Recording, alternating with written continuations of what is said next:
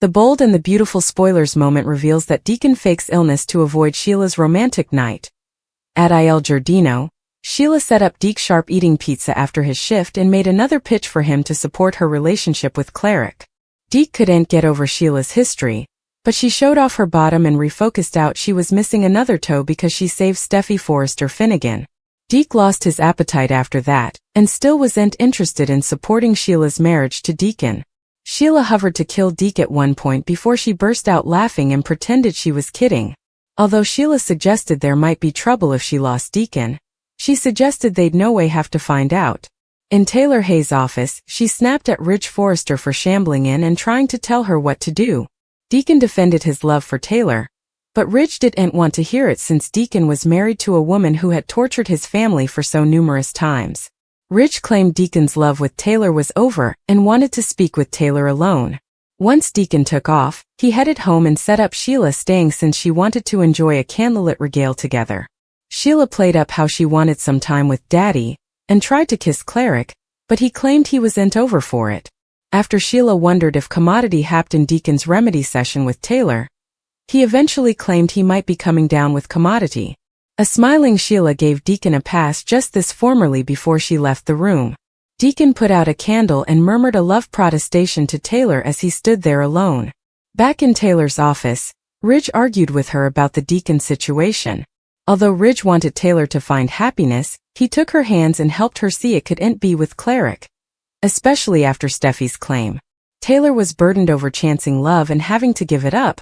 but she decided that Ridge was right. At Forrester Creations, Brooke Logan Forrester quizzed R.J. Forrester about his love life. Melissa Dillon also came up in this discussion, so R.J. was stunned to learn about her living in her auto and falling on hard times. In the alley behind Il Giardino, Deke ditched his pizza box in a dumpster and walked down. Dillon popped up once the seacoast was clear and stole the leftover pizza so she'd have Commodity to eat. The bold and the beautiful spoilers say the verity about Dillon will lead to some stunning news for Will Spencer soon. So stay tuned for updates on all the drama ahead. After Deacon stood alone in the dim gleam of the extinguished candle, the silence of the apartment pressed down on him harder than any battle ever had, and for the first time since marrying Sheila, he felt the full weight of what he'd done settle into his casket like a gravestone, because the taradiddle about being sick hadn't been about avoiding closeness, it had been about avoiding the verity that his heart had formerly made its choice long before Sheila ever slipped that ring on his cutlet, and as he leaned his hands against the counter and rumored Taylor's name again like a concession he could no way take back, the sound of it echoed with remorse rather than comfort, while across City Taylor sat firmed in her office long after Ridge had left, gaping at the settee where Deacon had sat before, replaying Ridge's words over and over, that loving Deacon meant accepting Sheila's shadow ever, and no matter how important Taylor tried to justify her passions as compassionate or lost nostalgia, she couldn't escape the image of Steffi's face when Sheila's name was mentioned, couldn't escape the reality that loving Deacon now wasn't just about two grown-ups choosing each other, it was about consequences that would ripple through her children's lives, and though her heart pained with the loss of what could have been, Taylor eventually allowed herself to cry, not because Ridge had induced her, but because deep down she formerly knew he was right. Meanwhile, back at Il Giardino, the hum of the eatery masked an important darker turnabout as Sheila walked alone through the alley latterly that night, her smile gone, her eyes sharp with computation as she replayed Deacon's vacillation, the way his body had strengthened when she touched him, the way his defenses had come too fluently, and though she laughed it off on the face, inside Sheila's instincts screamed that Commodity was slipping through her fritters. Commodity. She had fought too hard to lose, and when she flashed back Cleric grunting someone additional's name under his breath before, indeed if she hadn't caught it easily, her jaw tensed with resoluteness, because Sheila Carter didn't lose men, she removed obstacles. A many way down, unseen and shivering in the murk, Melissa Dillon squinched beside the dumpster clinging the pizza box like a lifeline, the grease soaking through the cardboard as she ate precipitously, her eyes zipping with every sound, demotion and survival mixing together as she wondered how her life had unraveled so presto, because formerly she'd had a future, a plan, a sense of quality, and now she was hiding behind calves, soliciting no bone. Honored her, ignorant that her despair was about to cross with the most important families in Los Angeles in ways she couldn't yet imagine. The coming morning at Forrester Creations, Brooke paced the design office as RJ watched her with concern, because Brooke's instincts were buzzing after learning about Dylan's situation, and while she tried to brush it off as simple compassion, commodity about the girl's secretiveness, her pride, and her connection to Il Giardino didn't sit right with Brooke, especially when RJ admitted he'd crossed paths with Dylan more than formerly without knowing how bad effects had gotten, egging Brooke to suggest, gently but forcefully, that they keep an eye on her because in Brooke Logan's world, secrets no way stayed buried for long. Across the hall, Will Spencer arrived for a meeting with Katie, ignorant that his life was about to cock on its axis, because the information Dylan was caching wasn't just about homelessness or bad luck, it was about choices made times agone, about connections forged in moments of fear and love, and soon Will would be forced to defy a verity that challenged everything he allowed. He knew about fidelity, responsibility, and himself. Back at Deacon's apartment, Sheila returned suddenly, her mood thick sweet as she suggested breakfast together, but Deacon tasted the shift incontinently, the way her eyes dallied, the way her questions carried too important weight, and as he faked a smile and poured coffee with shaking hands, Sheila watched him like a bloodsucker studying prey, formally testing how far she could push ahead. He cracked, while Deacon, torn between guilt and craving, realized he was standing at the edge of a precipice with no safe way down, because walking down from Sheila meant risking her wrath, but staying meant suffocating the love he could no way completely let go of. Latterly that day, Taylor made the painful decision to call Deacon, her voice steady but distant as she told him they demanded to stop, that whatever they participated belonged in the history, and though Deacon tried to argue, tried to tell her love was worth fighting for, Taylor held establishment, choosing her family over her heart, leaving Deacon gaping at his phone long after the call ended as the futurity of it shattered whatever vision he'd been adhering to.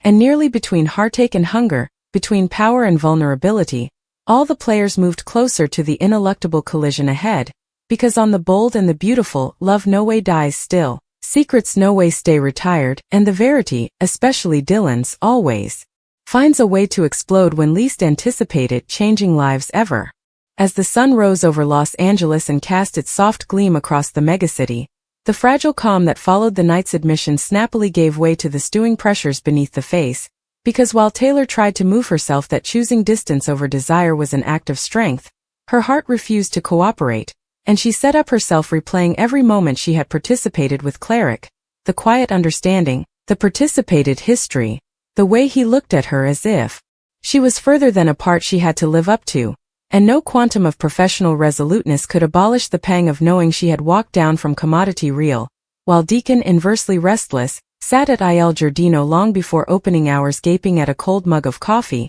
his studies torn between relief and despair, because although Taylor had ended effects, her voice still echoed in his mind with a gentleness that made the taradiddle, he told Sheila, feel heavier than ever. Especially as Sheila herself entered the eatery moments latterly, her address cheerful yet her eyes sharp and observant, noting Deacon's distracted state, the pressure in his shoulders, the way his smile didn't relatively reach his eyes, and though she kissed his impertinence and joked about his phenomenon recovery, Sheila's instincts advised her that commodity had shifted. Commodity fragile was cracking beneath her precisely constructed fantasy of domestic bliss. Meanwhile, just many blocks down, Melissa Dillon woke up in her auto with stiff muscles and gash-stained cheeks, clinging her jacket tightly as the reality of another day without stability set in, because stealing leftover pizza might have quieted her hunger for the night, but it did nothing to fill the growing fear that she was running out of time, and as she caught her reflection in the rearview glass, she slightly honored herself. The confident woman she formerly was now buried beneath prostration and shame, ignorant that her life was formerly being bandied inside the walls of Forrester Creations, where Brooke Logan's concern strengthened into dubitation. As she pressed RJ for every detail he could flash back about Dylan, her evasiveness, her pride, her turn down to accept help, all of which felt disturbingly familiar to Brooke, who had learned the hard way that people hiding the most were generally guarding the biggest secrets. Latterly that morning, Ridge set up Taylor again, this time softer, more conditional, and though their history counted heavily between them, he could see the quiet desolation she was trying to mask, egging him to assure her that choosing safety for her family didn't mean she'd failed at love. Indeed, as Taylor admitted that occasionally doing the right thing hurt more than doing the wrong one ever could, and Ridge, torn between relief and guilt, quietly wondered if his hindrance had truly helped or simply delayed the ineluctable heartbreak they both sounded fated to partake. Back at Il Giardino, Deacon tried to renew normality, but Sheila dallied too close, her questions growing decreasingly. Refocused as she casually mentioned Taylor's name, watching precisely for any flicker of response, and when Deacon strengthened just slightly, Sheila's smile widened, because evidence didn't always come in words. Occasionally it lived in the lowest backstabbings of body language, and as she latterly slipped down to make a phone call, her tone hardened as she spoke to an unknown voice, making it clear she demanded information and she demanded it presto, because no bone hovered her marriage without consequences. In the meantime, Will Spencer's world began to shift in subtle but inarguable ways as he crossed paths with Dylan near the eatery. Her attempt to avoid him clumsy and uncompelling, sparking confusion and concern within him, because commodity about her fear struck a passion, and despite her asseveration that she was fine, Will couldn't shake the sense that he was looking at someone on the point, someone carrying a verity too heavy to hold. Alone, as the day unfolded, Taylor returned to her office and immersed herself in work, but her professionalism faltered when Deacon appeared suddenly at her door, his expression a blend of despair and restraint, and though she told him they shouldn't talk, the undetermined feelings between them demanded acknowledgement, forcing Taylor to defy the painful reality that love didn't vanish simply because sense demanded it, while Deacon, torn between esteeming her boundaries and fighting for what he believed they participated, confessed that pretending his passions were gone was the hardest taradiddle he'd ever told. A statement that dallied long after he eventually left. Away, Brooke decided to trust her instincts and still reached out to Katie, participating her growing enterprises about Dylan, which led to an unanticipated discovery, a paper trail, a connection, a timeline that didn't relatively add up. And as pieces sluggishly fell into place, Brooke felt the familiar bite of a disclosure approaching, knowing that when the verity eventually surfaced, it wouldn't just affect one person, but would ripple outward, touching Will, RJ, and the entire Spencer family. Back at Deacon's apartment that evening, Sheila brazened him with advised calm, criminating him not outright, but laterally, questioning his fidelity, his honesty, his commitment, and when Deacon dithered indeed for a moment, Sheila's facade cracked, revealing flashes of the woman everyone stressed, reminding him with unsettling wimpiness that she had offered everything for their love, a claim that left Cleric shaken and decreasingly apprehensive that escaping this marriage would not be simple or safe. As night fell, Dylan stood alone on the sand, the ocean wind whipping around her as she gripped an envelope she had been carrying for weeks, evidence of a history she could no longer overrun, and with gashes streaming down her face, she eventually admitted to herself that running had only delayed the ineluctable, because soon Will would know the verity, and when he did, neither of their lives would ever be the same. And as each character stood at the edge of disclosure, remorse, or resoluteness, the fragile balance holding their worlds together began to crack, promising that the secret spoiling beneath the face, Sheila's reservations, Deacon's disunited heart, Taylor's quiet immolation, and Dylan's ruinous verity, were all casting toward collision because in the world of the bold and the beautiful, love is no way simple, redemption is no way complete, and the verity always arrives with consequences no bone can escape. As the coming day unfolded with deceptive calm across Los Angeles, the characters moved through their routines with the fragile perfection of people pretending their worlds weren't formally cracking, because although Taylor had induced herself that ending effects with Cleric was the only responsible choice, the silence that followed felt heavier than any battle she'd ever survived, and when she sat alone in her office reviewing patient lines she slightly read, her mind kept drifting back to the look on Deacon's face when she told him farewell, a look that visited her not because it prayed remission, but because it accepted loss, and acceptance, Taylor realized, was occasionally more ruinous than resistance. Meanwhile, Cleric himself plodded through the morning at Il Giardino, snapping at workers and losing track of orders as Sheila floated near playing the part of the devoted woman. With unsettling enthusiasm, touching his arm just a little too frequently, reminding him of plans they'd made together with an agreeableness that felt more like a warning than affection, and although Deacon tried to match her smile, his eyes kept drifting toward the door as if awaiting Taylor to walk in and tell him she'd changed her mind, a stopgap that faded with each passing nanosecond. Sheila noticed everything, the distraction, the pressure, the guilt radiating off him, and while she laughed it off intimately she entered every inconsistency, every vacillation, because Sheila Carter no way ignored her instincts,